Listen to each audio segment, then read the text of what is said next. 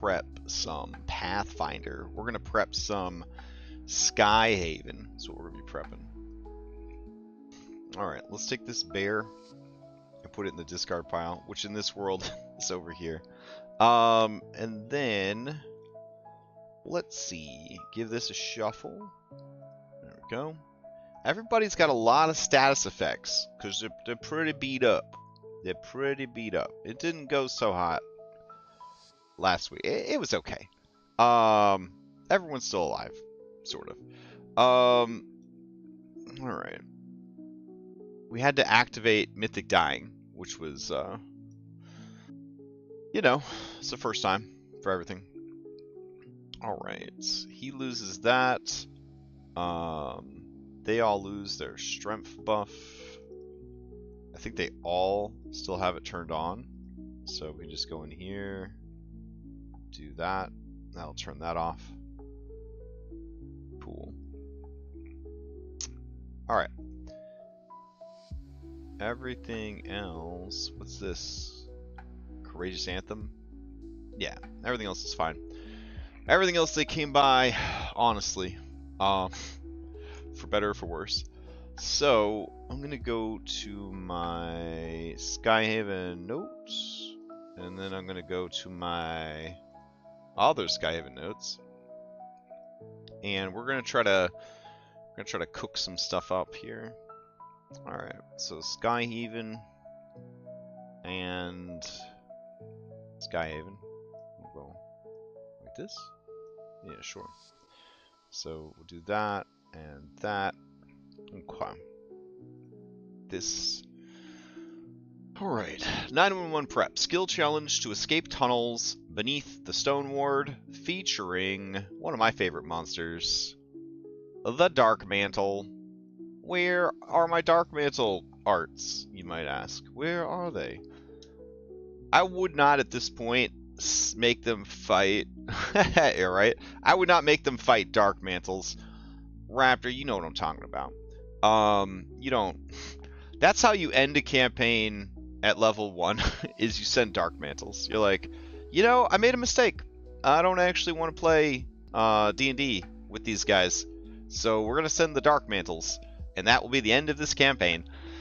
I'm going to give you a big spoiler. The first encounter in the world's largest dungeon, which is behind me on my bookshelf right now. It's even bigger than Kingmaker.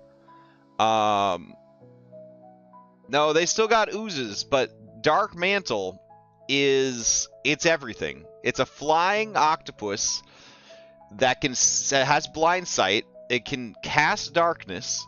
It suffocates you. So you're suffocating in magical darkness at level 1. It doesn't go very well. So like, yeah, the Dark Mantle is it's not for play, all right? This isn't a playing around monster. This is like I hate my group. I never want to play with these people again. So I'm going to send Yeah. Depends on the generation. But like, there were Dark Mantles that if you tried to hit them while they were attached, you would also hit the people. So yeah. So this is a monster like, do you hate your group? Like, do you hate them? First encounter in the world's largest dungeon.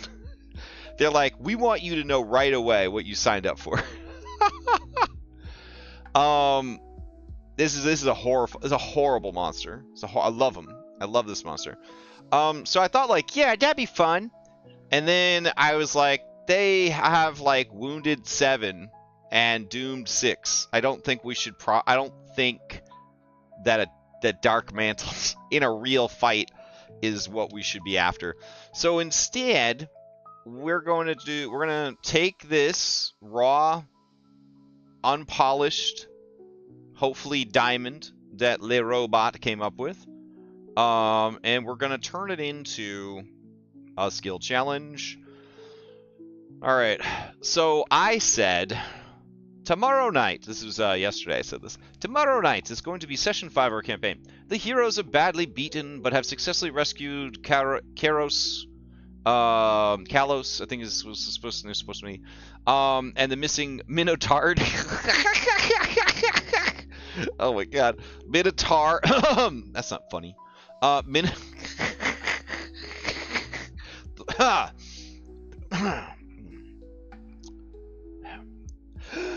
The missing Minotaur children.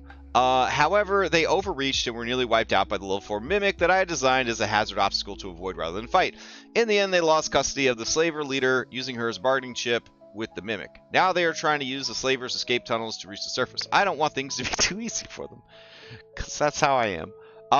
Especially with a bunch of scared children in tow. Rather than run more complex encounters and risk wiping the party out and killing the children, I want to run a tense horror movie inspired skill challenge that represents them trying to make their way back to the surface of the stone ward through the crumbling labyrinthian ruins of the Minotaur ancient ancestral home. What I'm thinking is Dark Mantles, which are a weird Shadowfell-infused octopus monster popularized in 3rd edition D&D and 1st edition Pathfinder that did make their way into 2nd edition Pathfinder, but were not brought over into Revised. This has always been a terrifying monster to face at low levels because they can cast magical darkness, fly, climb walls, and their attack method is to attach to a humanoid's head and face and suffocate them to death.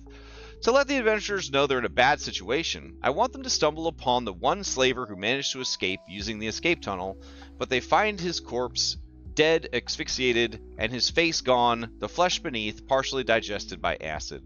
What follows should be a harrowing and terrifying skill challenge that eventually allows them to return to the surface. I don't want any of the Minotaur children to die unless they completely fail the skill challenge, but I don't mind some of the children being hurt badly, and I don't...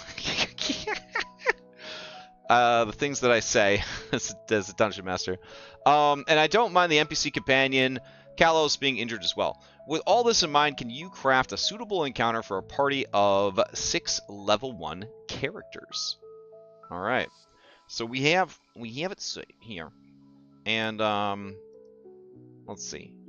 Where is my... I think I turned it off because it was being annoying. Here you go. This horror-inspired skill challenge will focus on tension, resourcefulness, and teamwork rather than direct combat, as the party guides the rescued Minotaur children and Kairos through the dark, crumbling ruins beneath the stone ward. Escape through the black ruins. Atmosphere: the tunnels are ancient, forgotten, and wrong. Echoing whispers that don't belong. Shadows that stretch unnaturally, and an oppressive sense of being watched from above. The deeper they go, the colder and damper the air becomes, carrying the scent of mildew, old stone, and something faintly organic, like rotting seaweed and bile. Then they find the corpse. Setting the stakes, the slaver's fate. Scene set up: the party stumbles upon the only slaver who managed to escape, slumped against a broken column. His body is covered in sucker-shaped burn wounds, his face completely missing, as if dissolved by acid. His hands are curled into claws, mouth frozen in an eternal scream. Jesus Christ. Around him, the tunnel walls are scarred and slashed, and old Minotaur murals have been scratched out by something with many hooked limbs. Clue: his weapon is still in hand, blade slick with black ichor, but whatever he fought left him to rot. Suddenly, a drop of something wet hits the cheek of the nearest PC. The skill challenge begins. Skill challenge: the hanging horror. The Dark Mantles are not hunting for food. They are playing with their prey. Jesus Christ. They crawl along the ceilings, mimicking shadows and casting magical darkness to disorient and terrorize. Skill challenge rules: the party must succeed in... Okay, so I've been playing this game for over 30 years, and I have real PTSD from Dark Mantles. They're such a terrible monster. I feel like I'm gonna throw up just listening to the setup for this. I just feel like I'm gonna throw up right now. Like, it's so bad. Like, how bad these things scared me when I was a kid. Oh my god. Alright, let's keep going. 6 out of 10 skill checks to escape without major casualties. Every failure escalates the threat, leading to injuries or near deaths for the NPCSA. Critical failure rolling 10 or lower results in a Dark Mantle grabbing an NPC. The PCs must act quickly to free them. Phase 1. The darkness falls: perception, arcana, or nature. Suddenly, magical darkness engulfs the tunnel, swallowing all light sources. The party hears movement, wet slithering noises above them. Jesus Christ. Alright. Skill challenge rules. The party must succeed in 6 out of 10 skill checks to escape without major casualties. Every failure escalates the threat, leading to injuries or near deaths for the NPCs. a critical failure rolling 10 or lower, right, results in a Dark Mantle grabbing an NPC. The PCs must act quickly to free them. Okay. I like where this is going. It feels like the critical failure would trigger a sub skill challenge, right? Like, if you have to act quickly. I'm curious where Robot feels like this needs to go. Phase 1 is Perception, Arcana, and Nature. Phase 2, Phase 3, Phase 4, Phase 5. So there's 5 phases, and it wants us to get 6 successes out of 10. So does that mean in each phase they can only attempt 2 checks? I feel like that's the sort of clarity that we need, right? Also, it says that things are going to get harder if they fail, right? Every failure escalates the threat. So it says one of the Minotaur children wanders too far and is grabbed, struggling silently. Someone must act fast. So what if we did a hybrid encounter? Just listen. So all we need is like a single fucking tunnel map, right? What do we got for time? We're doing okay for time. All right. So if someone gets grabbed, it's like old-timey video game, like, you know, the screen fucking spins, you know, and then like, blah, like the glass shatters, and you're in like an encounter, right? So now they've got a Dark Mantle. The Dark Mantle's got the kid, and now they have to fight the Dark Mantle. So they either have to bloody the Dark Mantle or kill it, or free the kid from the restraint. And then when they do, they get to go back into the skill challenge. But if they don't, then that kid's fucking dead. I kind of like that. I think that's a good way to handle it. Yeah, I like that a lot. Now, the whole, like, every failure escalates the threat. And then a critical failure, a kid gets grabbed automatically. So in phase 2, they say that a kid gets grabbed anyways, even if they critically fail. So does that mean 2 kids get grabbed? If they critically fail, that's fucking crazy. Now these DCs are really low, in my opinion, but the average DC for Pathfinder 2e for level 1 party is only a 14. So a 16 is actually 2 points higher than a normal check for their level. So that's interesting. All right. Let's let the robot. Let's keep going. The children whimper in fear, clutching each other. Perception. DC 16. A PC discerns faint movements in the air, hearing where the Dark Mantles are repositioning. Arcana. DC 16. A PC recognizes the signature of magical darkness, warning the party of its radius and how to move carefully. Nature DC. A PC recalls the creature's habits, realizing they ambush their prey rather than swarm immediately. Success. The party moves cautiously, avoiding the first strike. Failure. One of the Minotaur children wanders too far and is grabbed, struggling silently. Someone must act fast. Okay. So what I like here also is we could be a bit more strict, right? We could say in phase 1, these are the 3 things. I need you to do 2 of them, and the same person can't do both. Then they'll say, can we assist each other on the ones that we're not doing? That's not a bad idea, right? Because there's 6 of them, right? So, like, you assume that, like, out of 6, 2 of them are, like, with the kids, and then the other 4 are split into teams of 2. And then that DC of 16 is very manageable, right? Because if the other person succeeds on a 15, they give a +1, or if they critically succeed, a +2. And then when you're aiding, you're encouraged to bullshit, right? So you're going to use your best skill. So Mr. Muscles is going to be like, yeah, I'm going to help him look around by using my muscles to keep his eyelids open. Listen, Scottrick would definitely say that. That's something that you all know that those are words. He's probably said it before. Anyways, so that's what I think could be pretty cool. So yes, you can help. I still only want one person on each.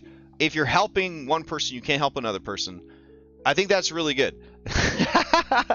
And then if kids get stolen, the other 2 people are the ones that have to save the kids. Ho, shit, that's really good. All right, I like that a lot. We should probably write that down. All right, so let's see. Each phase presents 3 possible checks.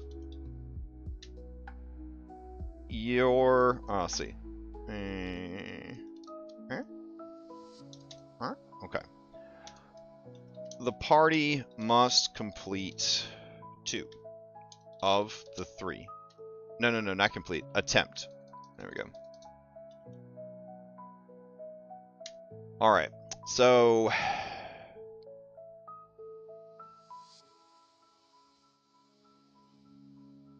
only 1 check per person.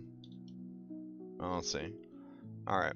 Of the 6 PCs, 1 can attempt 1 of the 3 checks and be assisted by another PC. A different PC can attempt a different check and be assisted by a different PC. The remaining 2 PCs will be pulled into a side combat if the 4 acting PCs are not successful. Side combat / encounter. I like that a lot. That requires so much like understanding of each other's skills and abilities, because like maybe Mr. Athlete wants to hold your eyeballs open, but obviously Mr. Athlete should be holding back in case he got to rescue some fucking kids from Dark Mantles.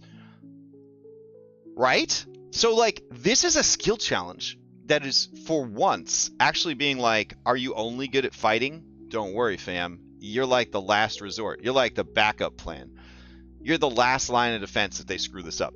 I really like that a lot. All right, let's continue. Phase 2, the descent, athletics, acrobatics, or crafting.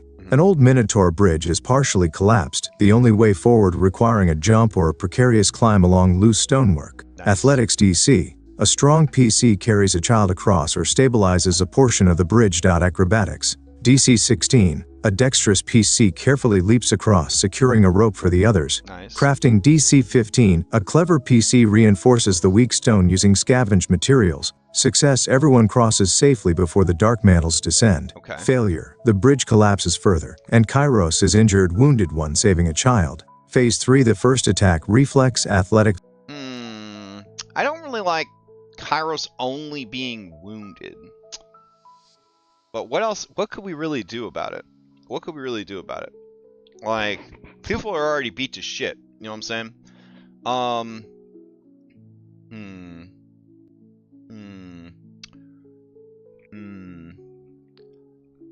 I did say that I wanted Kairos to get fucked up. Yeah, fighters have it hard in their signature game, the game that was made only for fighters. Yeah, absolutely. Let's see. I feel like there could be a worse penalty for that. But I don't know what is the thing. Switching to an encounter thing, I don't really know about that. It also like does pull some like attention to Kairos. So I like him getting wounded, but wounded one, saving child. This lingering injury will affect him later on. for quite some time. Like a hurt leg or something. Alright, keep it coming, keep it coming. Or intimidation. The dark mantles grow bolder, dropping onto the group from above. Hell yeah. One attaches itself to a child's face, Holy muffling their shit. scream. Reflex save DC 17. A PC dodges a dark mantle before it latches on. Athletics DC 16. A PC wrestles a dark mantle off a struggling NPC. Intimidation DC 18. A PC bellows a primal roar, causing the creatures to hesitate. Nice. Success, the creatures retreat, though they still follow from above. Failure, the child is strangled to unconsciousness and must be carried for the rest of the escape. Jesus. Phase 4. The Chamber of Faces, religion, occultism, or... Okay, so phase 3, I'm into it. I think all of those work really well. The implication is that right away a kid gets grabbed. But that's the centerpiece of the thing, right? Is trying to scare them off or save the kid. The failure, a child is strangled to unconsciousness and must be carried for the rest of the escape. So I feel like that needs to have some kind of penalty. So we're gonna do the bridge collapses further. Kairos is injured. Saving a child. All dex based checks.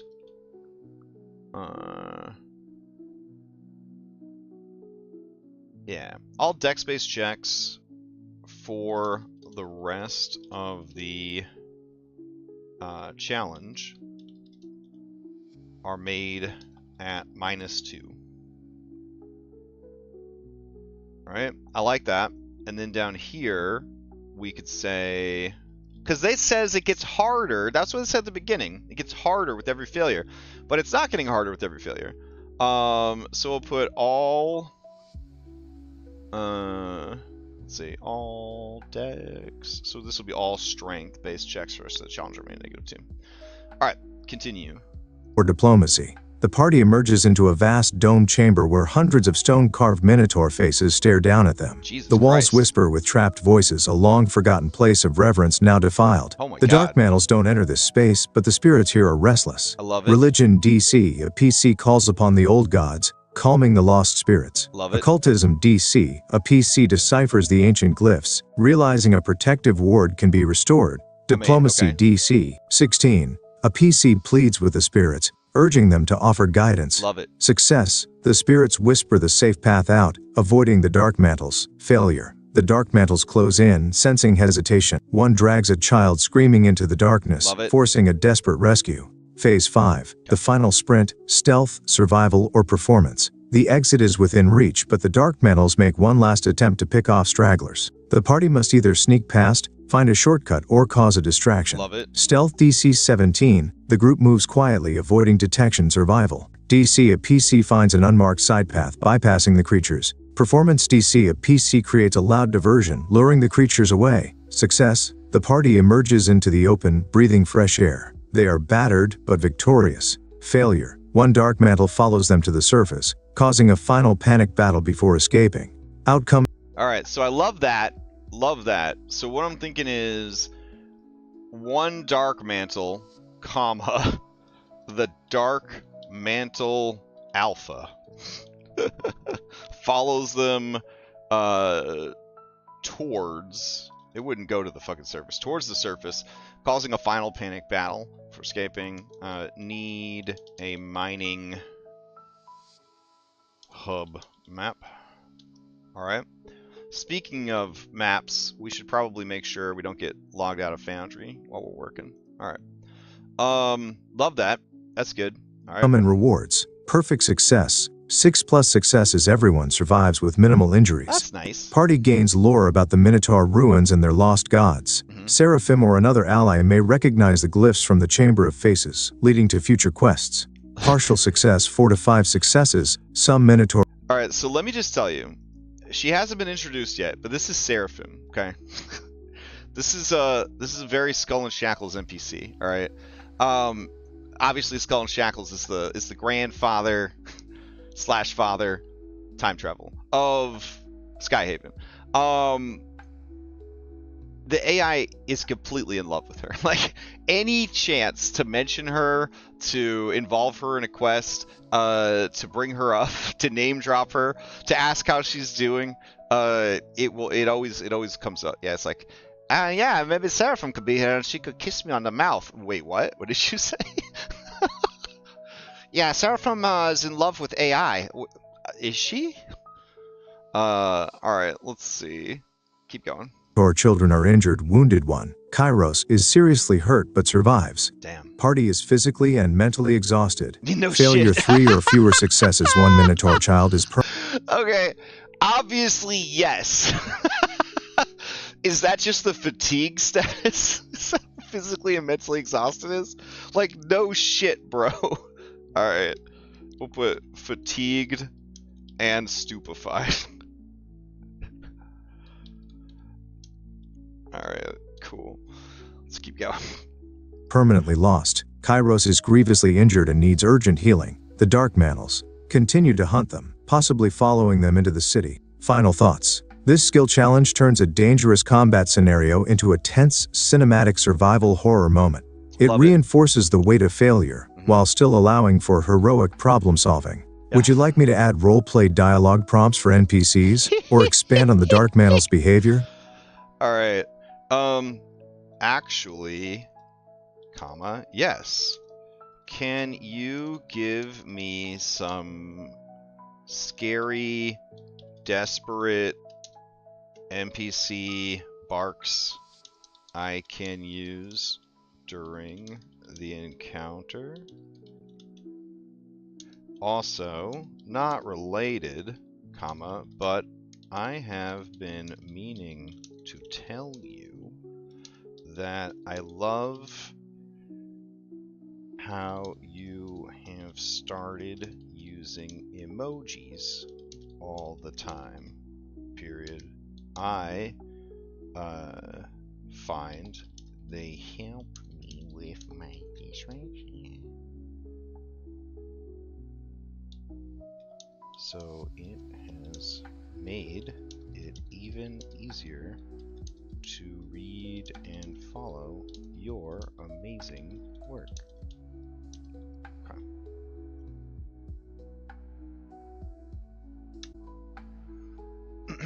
Anyways. Alright. Look at that. Used an emoji to say that it was going to keep using emojis. Here are some scary, desperate, and atmospheric barks you could use during the Dark Mantle skill challenge. Broken down by NPC and situation. Oh, body. Love it! I was thinking playing Baldur's Gate the other day. I guess it wasn't the other day. It was like last week. Whatever. Everybody knows, right? Like, when you click on Astarion, he's like, don't touch me, right? And because he's like, you know, sexually abused for 200 years.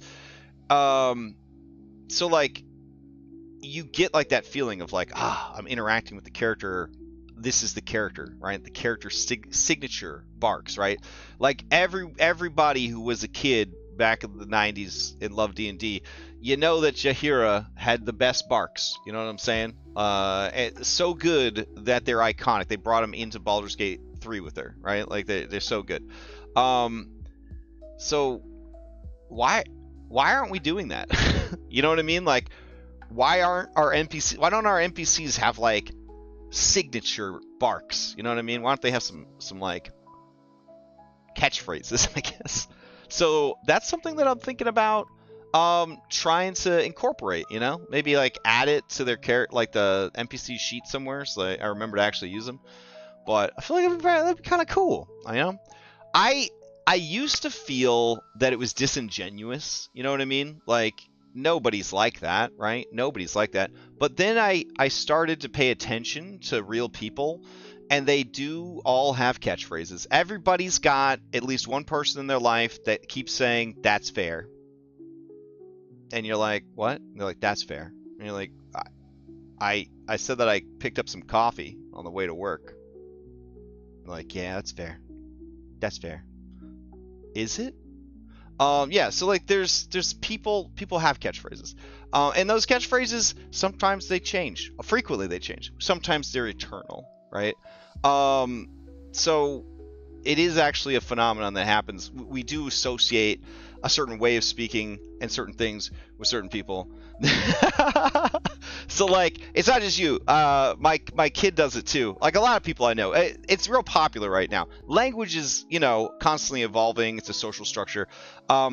As a former military kid, that as a survival technique, I would just sort of like pick up whatever mannerisms and stuff was in the new place where I lived. I'm really bad about it. Like I'll constantly be changing like the way I talk and the words I use to out of just habit, right? So yeah, like I get it. And like if you know me, I always say like no worries, right? Like when people say like, hey, like, thank you. I never say you're welcome, even though psychologically telling someone you're welcome is like a power move, because now you're turning it back on them that like, yeah, I fucking helped you, and now I'm helping you again by saying you're welcome. Like, because I did help you, and it took a lot of effort to do that, and now you fucking owe me. Like, apparently that's the psychology behind saying you're welcome, is a power move. But, like, in Spanish culture, they say de nada, right? And, like, this like that. So I'll just, and then, like, I guess in Australia, they say, like, no worries. I think a YouTuber I used to watch when Basil was little, like a Minecraft YouTuber, would say no worries all the time, and my brain was like, that's it, that's what you're gonna say from now on. Instead of you're welcome, you're gonna say no worries. And I'm gonna be like, I'm not Australian, I don't think I should do that. And it's like, no, that's it, I changed your core programming, that's who you are now. So yeah, I think these catchphrases, I think it's an NPC tool that we need to tap into. We'll see how it works. All right, so let's see. Where were we? I went on a little tangent there, but it's been on my mind. Okay. Yeah, so we'll just put that right there, and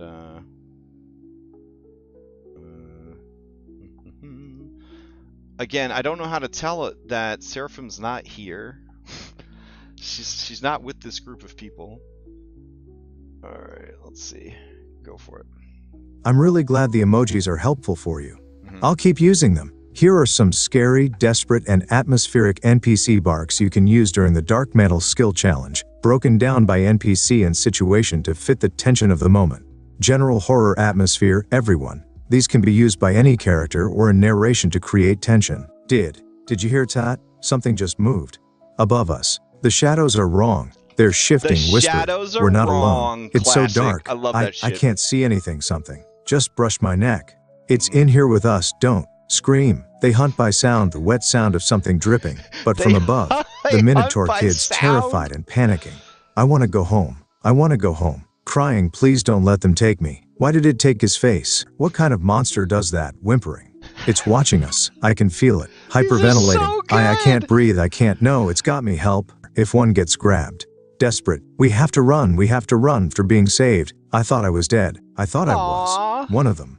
Kairos wounded but protective. Keep moving. Don't let them surround us. They're not hunting. They're playing with us. I'll hold them off. GT the kids out of here. I've fought nightmares before, but this is something worse. Stop struggling. To fight, man. Get it off me. Gods, get it off. Exhausted. I swear if we make it out of here, I'm never setting foot underground again. Seraphim, if present, try.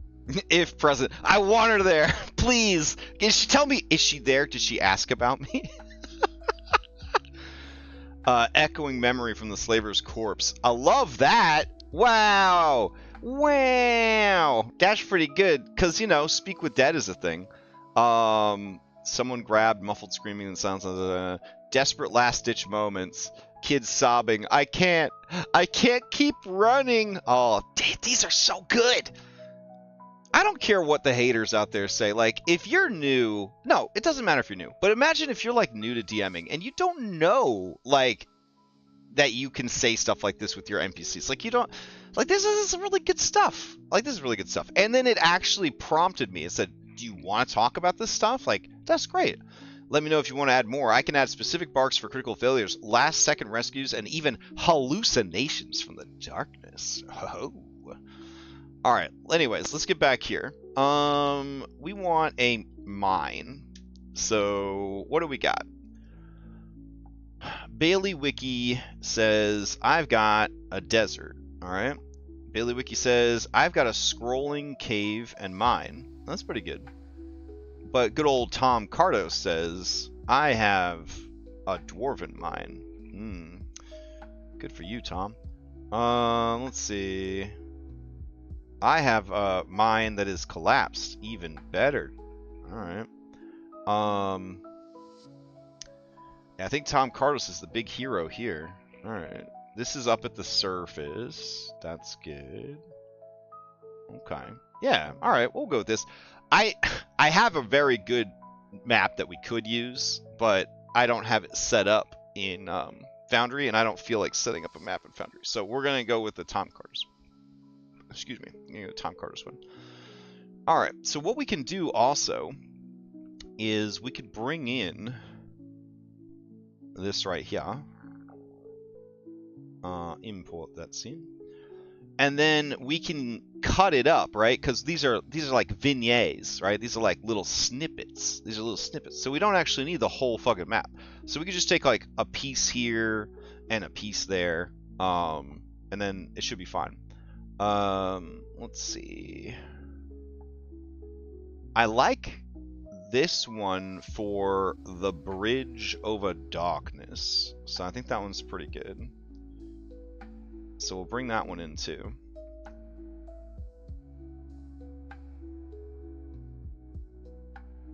And then if we just needed like an empty tunnel, I think that these could all work really well. So let's just grab this one. That seems pretty good. Alright, so import scene.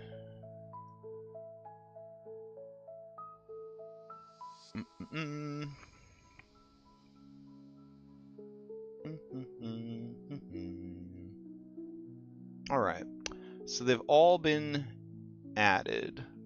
Moulinet. Alright, so we're gonna do...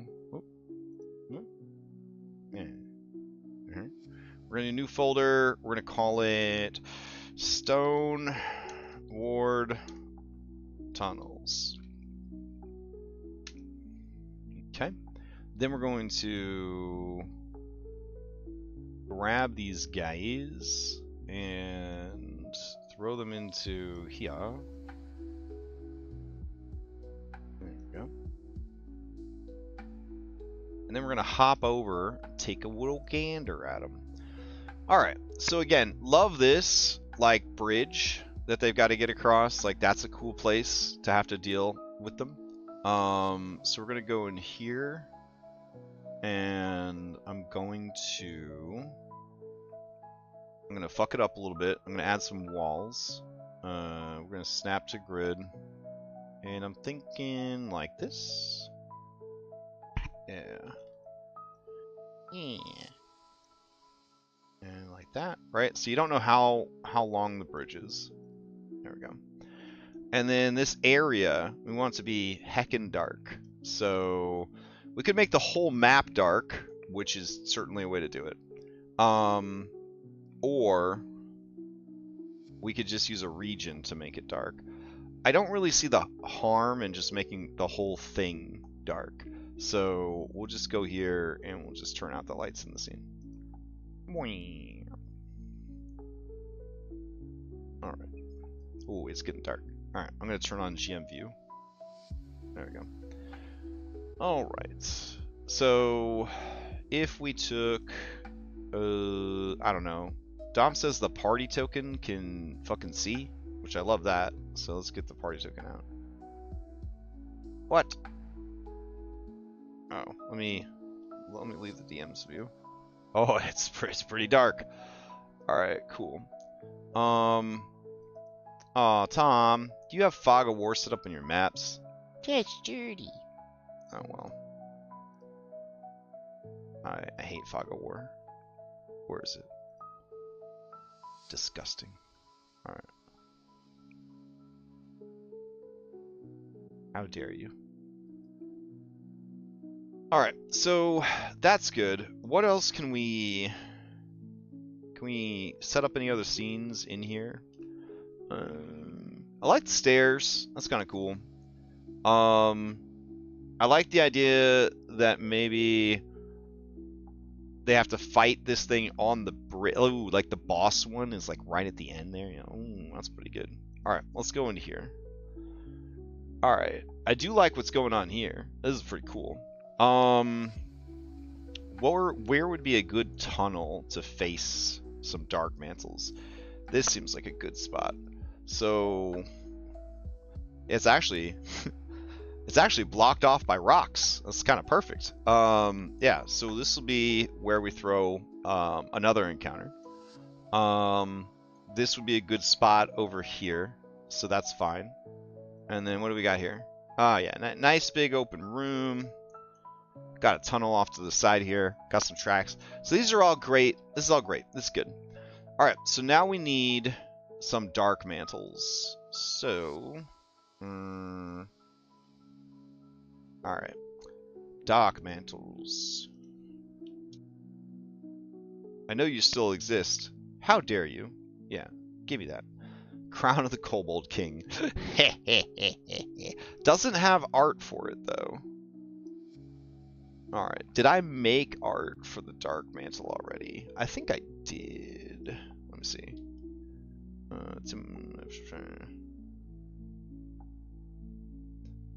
Dark mantle.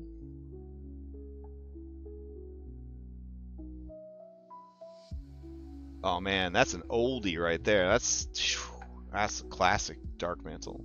Do I have any other dark mantles? Let me see.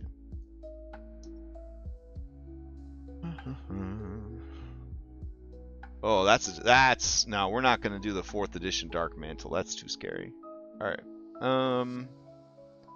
Neat. Okay.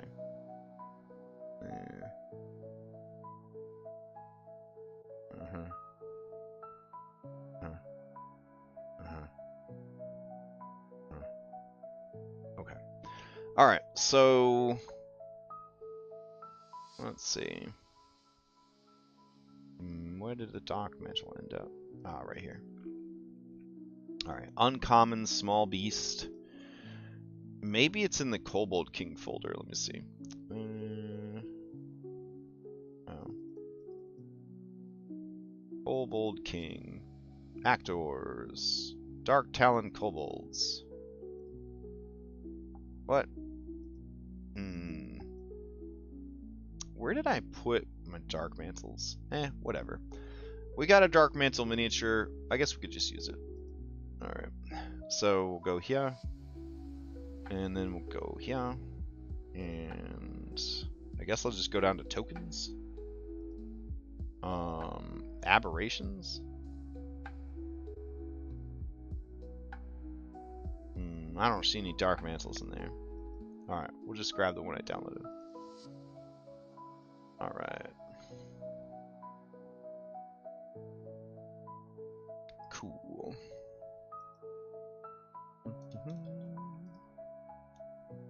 Alright, we'll do... What the fuck is that? Alright, add numbers. Blood color. There we go. Rings turned off. That's good. Hovered by anyone for name. And hovered by owner for health. Good stuff. So let's see. They have tremor sense flight. They don't have blind sight, which I guess is a blessing. The monster's last action was a sigil strike that lists essentially to grab or restrained. And at the strike, they grapple the creature. Shed darkness. The dark mantle sheds an inky blob of fluid from the folds of its body. It can shed this blob horizontally, or simply let it fall. It exposes to a 10-foot burst of darkness. Love that. Where's like the asphyxiation, bro? Where's my super killing machine? Also, if you're gonna be grabbing people, you probably need athletics. So there you go.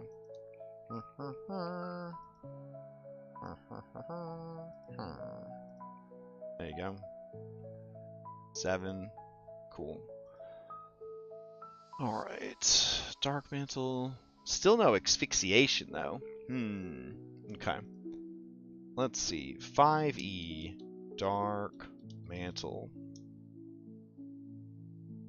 No, I typed in Dank Mantle instead. It just has weed powers.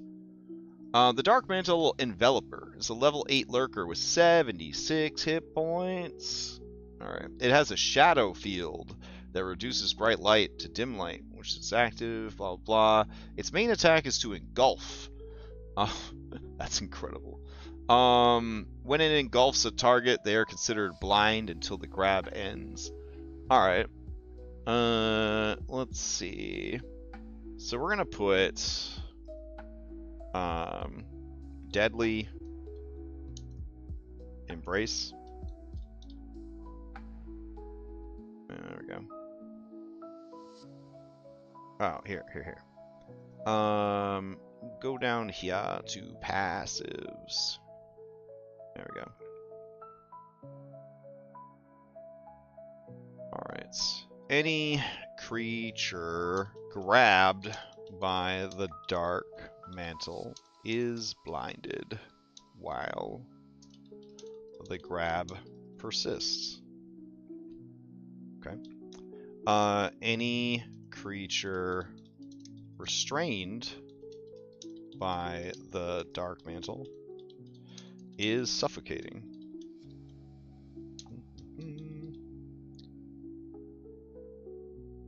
Oh, there's just straight up an ability called Suffocate? Okay. Yes. Alright. I mean, we might need these monsters later, okay? Jeez. Let's see. Alright. What does Suffocate do? The ooze attempts to grapple a creature of any size and envelop their head, preventing them from breathing. That's exactly what the Dark Mantle does. On a success, the target is grabbed and must hold its breath or begin suffocating. This effect ends when the target escapes. While the ooze has a creature smaller than itself grabbed this way, any attacks that hit the creature also hit the ooze. While the ooze has a creature smaller than itself grabbed this way. Oh, okay. Alright. So we'll just change ooze out for Dark Mantle. Or, even better, we just put the creature instead of the ooze. The creature of any size has enveloped their head, preventing them from breathing. On success, the target is blind, must hold its breath against suffocating. This effect ends when the target escapes while the creature blah blah blah hit the creature.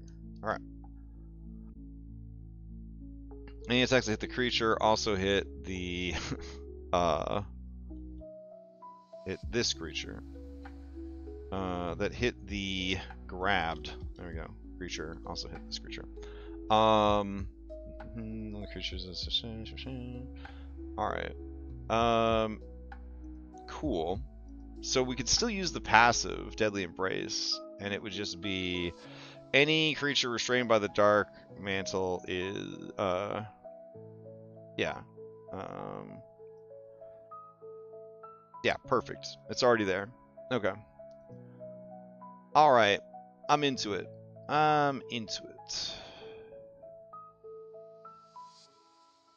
So they try to get you with a tentacle, and they don't. And they could just go with this, like, right off the bat. Yeah. That seems pretty good. I guess if they this auto suffocates, the other one does damage and grabs. So it gives them some flexibility. All right. We talked about the alpha. So what we need to do here then is take our level 1 Dark Mantle, and then we're going to level them up. I think that level 3 might be too much at this point. So we're going to do scale to level. There we go. We'll make him level 2. Go into our level 2 folder, and then we're going to put the Dark Mantle Alpha. Alright, and the Dark Mantle Alpha will be large. That sounds scary as hell. Alright, and then it will be a brute. Let's see. Where's my mercenary marketplace? Hold on. Mercenary marketplace. Effect glossary, NPCs, macros, templates. There we go. Alright, descriptive template. Bold, cunning, hardy. Doddering. Cunning. Cunning's pretty fun. Increase the modifier with Arcana, Society Skills 3. Increase hit points by 10.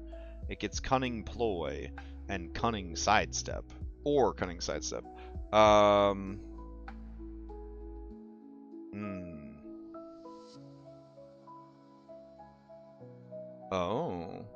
The creature positions itself in such a way that with only a little movement it can force one of the flanking creatures to take the blow. That's pretty sick. Alright, what's Hardy do? Creature's level increases, fortitude saves increase, attack, blah blah blah. It gets a shitload of hit points, and it gets Death's Door reaction. That's pretty sick. Alright, then we'll do that.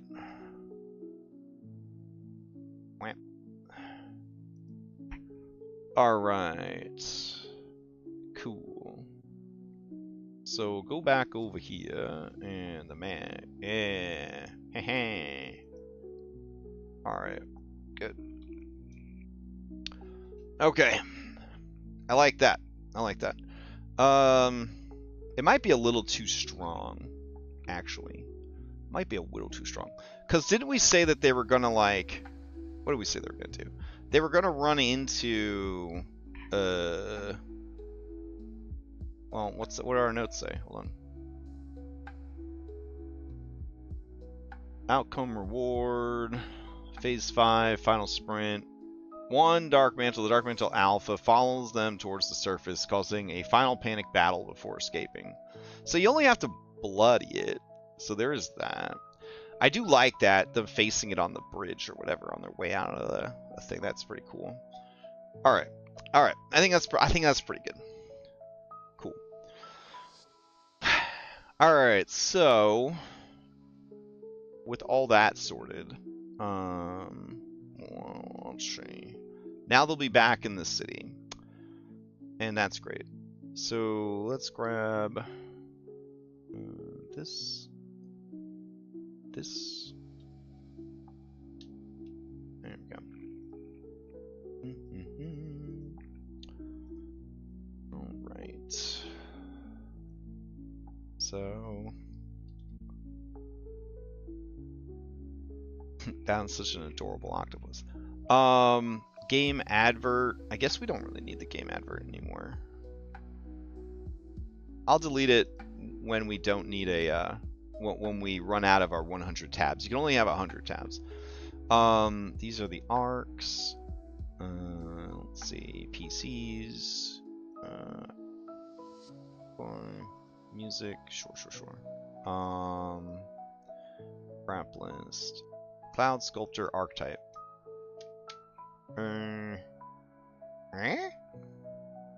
Back in October, I thought it'd be cool if we had a Cloud Sculptor archetype. Maybe. It's kind of cool. Player's guide, all that's done. That's good. We already shared all of that. Okay, so we finished the player's guide. Starting area, we finally did that. Starting regions, all hexes surrounding the starting hex. Starting hooks. Yeah, we have those. Alright. Advertise content. Command your own ship. That's technically not taken care of. I started working on that off stream. and it's not going as good as I would like. There's still a lot I don't understand about Bailey Wiki stuff, but it is looking kind of cool. We could look at it, I guess. Let's see. Where are we at for time? 55 minutes? I might want to eat, though. We'll see. Alright. Low level. Who's responsible for all the missing citizens and explorers? The slavers, obviously. Travel to Port Eclipse to investigate. Meet Captain Vendria. That sounds pretty hot. Mid-level. Who leads the Dombeek Raiders? They work for the Echoes. That's spicy. Alright. That's exciting. High level. Unknown. End game. Confrontation with Nemesis. Okay. Eldamon.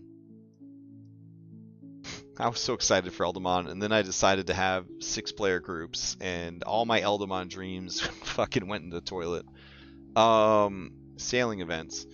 We do need sailing events. Alright.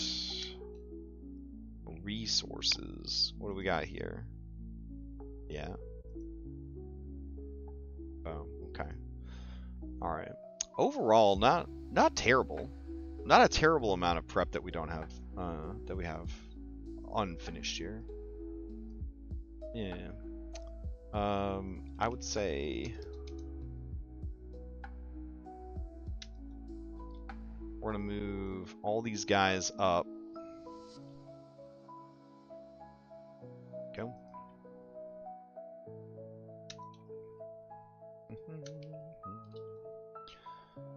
Not 100% on this, but I'll consider it, I guess.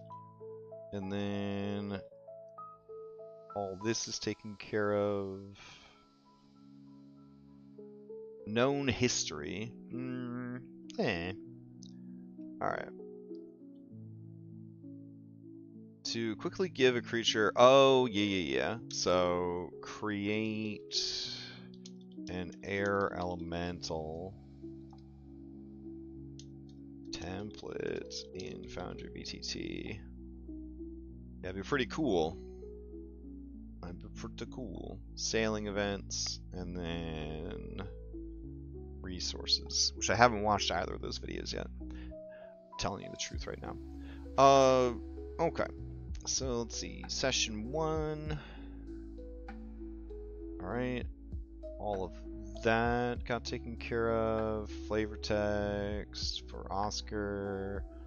All that. Alright. All that seems pretty good. Okay. So we did all that successfully. I could probably just get rid of this. There we go. Yep. And alright. Move that up to here. Okay. Maps. We did have a sewer map. I have a clock tower. I don't know what I needed the clock tower for. Now that I'm looking at it. Adventures and hooks. Alright. A lot of good quests. Almost planet air. Seas.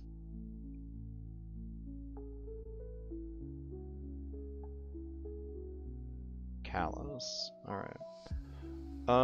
Yeah, let's get refreshed with this NPC. Character name, Kalos Stormstride. Race, Torkin Minotaur Half-Elf. Class background, mercenary bodyguard, orphan of 2 worlds. Alignment, neutral good. Backstory. Kalos Stormstride has spent most of his life walking a lonely road, feeling out of place no matter where he goes. As a Torkin, he possesses the large muscular frame and horns of his Minotaur heritage, but his elven blood lends him a slenderness and grace that set him apart from full-blooded Minotaurs. Raised as an orphan in the streets of Terranathus, he never knew his parents. He only learned later in life that his father was a high-ranking elf wizard at the academy, while his mother became one of the Echoes, a trio of Minotaur witches bent on the destruction of the city. Kalos has spent his life searching for a place where he truly belongs. His Minotaur kin see him as an outsider, his elven features marking him as different. Yet among the humans and elves of the city, he is seen as too imposing and beastly to ever truly fit in. Despite his insecurities, Kalos has made a name for himself as a capable bodyguard, taking on high-paying jobs for those who need protection. However, his line of work has left him disillusioned, particularly when he's hired by those with questionable morals. When the party meets Kalos, he is working for an unsavory employer, someone whose cruelty and selfishness disgust Kalos. When the party confronts his boss, Kalos sees the chance to align himself with people who hold values he can respect. He turns on his employer and offers his bow to the party, swearing to fight for a cause bigger than just money. After joining the party, he remains unsure of his place in the world, but he's determined to find it with their help. Ship role. Kalos would be a natural fit for roles that leverage his size and combat prowess, but his intelligence and charm could also make him a valuable crew member in social or diplomatic situations. Master at Arms, Kalos can defend the ship in combat, lead boarding actions, and repel invaders. His skills with his massive composite bow make him deadly at range, able to rain arrows down on enemies from afar. His serious demeanor helps him maintain discipline among the crew. First mate, his ability to connect with people and his hidden charm make him a solid choice as the captain's right hand. Though he's nervous about his leadership skills, he has a way of earning the trust of both the crew and the party. His ability to hide his nerves keeps him composed in tense situations, though he struggles with doubts about whether he belongs in a position of leadership. Motivations. Belonging. Kalos's deepest desire is to find a place where he truly belongs. As someone caught between two worlds, he's never felt fully accepted anywhere, and he spent his life seeking that elusive sense of home. Identity. He is driven to discover the truth about his parentage, particularly about his mother, one of the Echoes, the powerful Minotaur witches who seek to destroy Terranathus. This revelation both terrifies and fascinates him, and he feels conflicted about what it means for his own destiny. Preventing war. Kalos is deeply worried about the growing tensions between the Minotaurs and the rest of the city's population. He fears that his people will be drawn into a war they cannot win, and he hopes to find a way to prevent bloodshed. Romantic interests. Kalos is someone who values emotional connection and understanding in a partner. He's a kind soul hidden beneath a layer of nerves and self-doubt, so he's drawn to people who see through that and appreciate his sincerity. He admires patience. Kalos is nervous and often overthinks things. He values a partner who can be patient with him and allow him to open up in his own time. Kindness. Despite his serious and imposing exterior, Kalos has a soft heart. He's drawn to people who are kind and compassionate, and who see the good in others. Loyalty. Having felt out of place his whole life, Kalos craves loyalty and stability. He respects people who stand by their loved ones, no matter how tough things get. Loves. 1. Archery. Kalos finds peace in the precision and focus of archery. It's one of the few times his mind is clear, and he takes pride in his skill with his composite bow. 2. Music. Though he doesn't play any instruments himself, Kalos has a deep appreciation for music. He finds it soothing, particularly during long journeys or after a stressful day. 3. Quiet moments. Kalos is serious by nature and often seeks out moments of calm reflection. Whether watching the stars on the ship's deck or finding a quiet corner in the city, he cherishes the rare moments when he can relax and think. Hates. Anathema to him. 1. Cruelty. Having worked for people with dark motives, Kalos cannot stand cruelty in any form. He abhors those who abuse their power or take pleasure in the suffering of others. 2. Dishonesty. Kalos values straightforwardness and honesty. While he can understand the necessity of trickery in certain situations, he despises outright lies, especially when used to manipulate others. 3. Crowded spaces. Due to his large size, Kalos feels uncomfortable in tight, crowded spaces. He avoids marketplaces and cramped environments whenever possible, preferring open areas where he can move freely.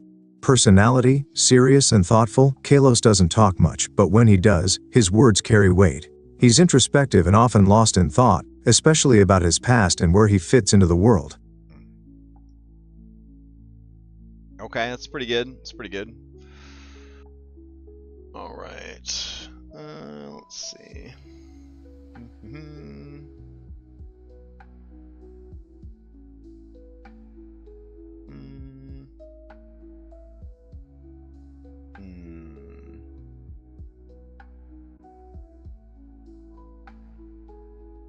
Ooh, okay.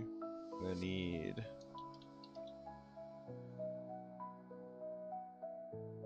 Alright. Influence, companion, character bio. Okay.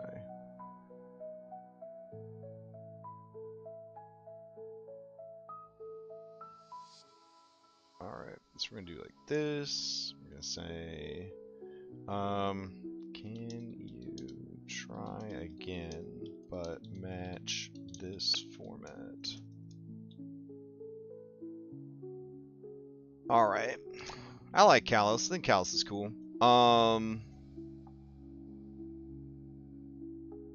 What can we do about filling this place up with more NPCs? It's just... There's so many NPCs. Just put people everywhere. Alright, cool. And then I guess there would be people in the elevator, right? That also want to ride the elevator? There we go.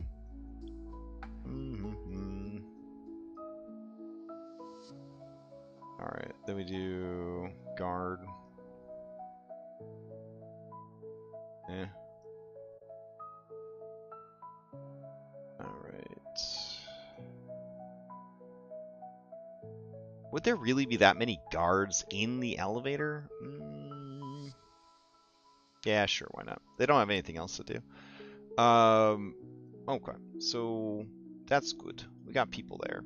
We're gonna copy all these people. And then we're gonna go over to this. There we go. And paste all these people back in. Close enough, I guess. There we go. And then we'll go here. And we'll do this. And then we'll just put people everywhere. Just for immersion. Gotta be careful here, though. You don't want to ride your boat over that fucking waterfall. Alright. People over here. Alright. One thing I am a little sad about is Terranathus has like a very diverse population, but my current like NPC token like batch or whatever library that I'm pulling from, it's all humans. So like you don't get to see any like animal people, any Tengu, any of that kind of stuff. So that's kind of a bummer. That's kind of a bummer. Oh, what's going on here? Making pizza? Hell yeah. Alright.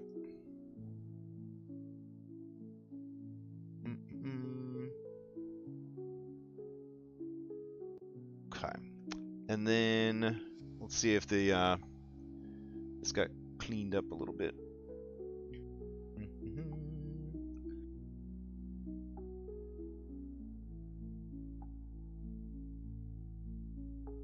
I don't think it did, though.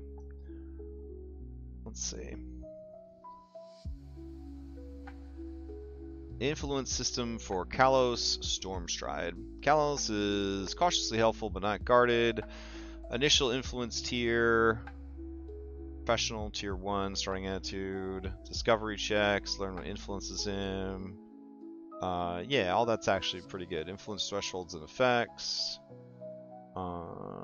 Influence penalties, what pushes him away. Romance. Love it. Alright. Let's see.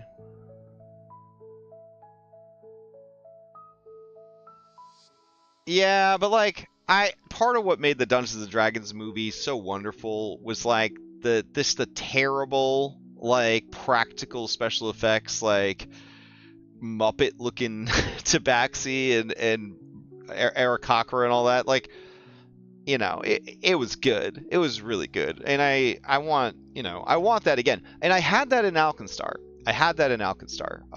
My Alkenstar Citizen collection, such as it were, it had everything. Because it's a nice big cosmopolitan city or whatever. So I do need to kind of expand my selection of minis to do that. For now, I could probably just throw some Tengu and some like I don't know, Tanukis down, you know, things like that. You can always say like, oh, this guy's a dwarf, and oh, that person's a halfling. Like, you can get away with that pretty easily.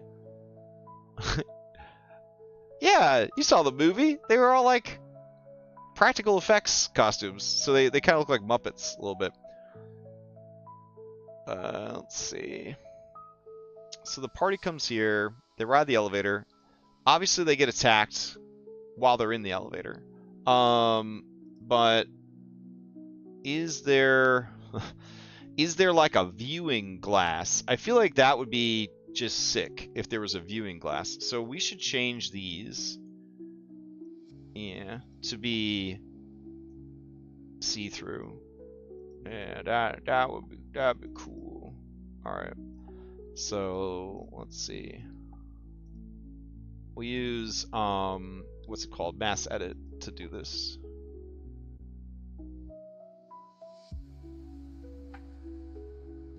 See, I'm being a little sneaky because I need it to be see-through so that they can get attacked through the glass. That's the real reason I want it to be see-through.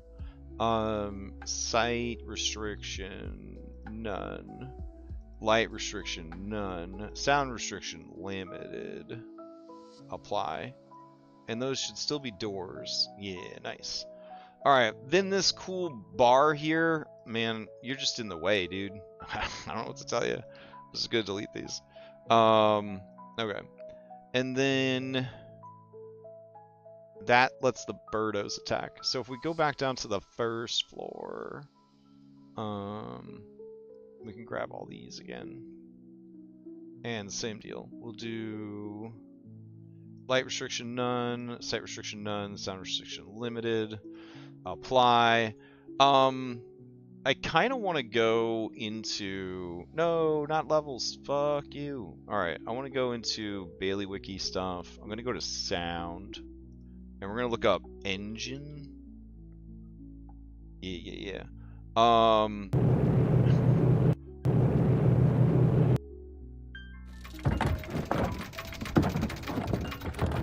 I got it. That's a terrible engine sound. That one right there. But we'll go with this one. No, you know what? I kind of like that. Alright, so we're going to put that there. And, let's see. Special effects, constrained by walls. Let's see. Is there a way to loop it? Or does it just always play forever? I think it just plays forever. Okay. Then what we'd want to do is go back into the walls, and we would want to not limit the sound. Then if we go to this guy, see, you can hear it. The question is, again, does it loop, or does it just play the one time? I think it just keeps going. That's kind of fun. It's a little bit of extra work to like throw it in there, but it is pretty cool. Alright, so we'll go here and sound restriction none. And then sound, we'll grab this guy. And I like it because it only plays if you're like right next to the wall. So that's kind of fun. Alright. And then we're only going to play it... Oh, I was going to say, we should only play it while it's like going up in the air, but whatever. Put it down again. There we go. And then walls. And then sound none. Update. Fun. Okay. So these guys are going to be attacked by... This isn't going to happen tonight's game anyways. These mercenary assassin people that are going to be after the lady, but they're not going to meet the... Well, they might meet the lady tonight, actually. So that could work. Okay. Cool. I think we're in a good spot. I am going to go have some pizza, and then I'm going to log in and see if anybody else is there and hang out with them, and then at 8 o'clock, we're going to start the game up. I am kind of enjoying the hangout before the game option to run the game a little bit later that we have set up. It takes a little bit of the pressure away of the game starting at an earlier time. and ending at a later time. Gives us that flexibility. It also lets us kind of get a lot of the Foundry bookkeeping and stuff out of the way before 8 o'clock, which is kind of nice when you have 6 players. So it's definitely good. I would have preferred with 6 players we just have a straight up 4-hour session, but I didn't spring that on them until after everyone had signed up for the game, and some people did have some restrictions, on time. All right. The game will be at 8. Lexaeus 22 will be the one streaming it. Otherwise, the VOD will be up soon. If you can hang out tonight, that'd be great. If you got channel points, you want to drop a custom Factspiration question, it'll be asked to every single group, and then it'll get added to the table for future games and other games to use. Or you could give them a Fanspiration so they could draw a much needed buff. I know that our Strength of Thousands game probably got saved by a very useful Fanspiration buff from this new Fanspiration buff system. So yeah, just to think about. All right, hope everybody has a great evening, and we might be doing a vodcast tomorrow night. Otherwise, we're gonna have Tales from the Loop finale Saturday, and then we're gonna have session 3 of Kingmaker on Sunday, and then we're gonna have session 3 of Stolen Fate on Monday. Yeah, so good stuff. All right, see you next time.